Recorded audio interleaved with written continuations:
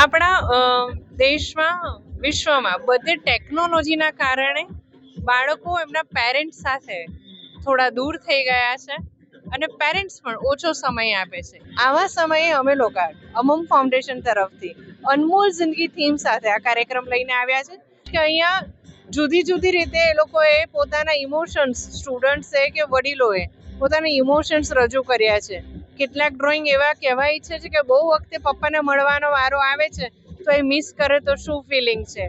તો ક્યાંક પોતાના ઘરમાં બહુ જ કર્કશ સમય ચાલી રહ્યો છે, ખરાબ સમય ચાલી રહ્યો છે, તો એને પૂરતું ધ્યાન નથી મળતું. એવા પિક્ચર્સ પણ મળ્યા છે. દરેક ચિત્ર કંઈ ને કંઈ કહે છે.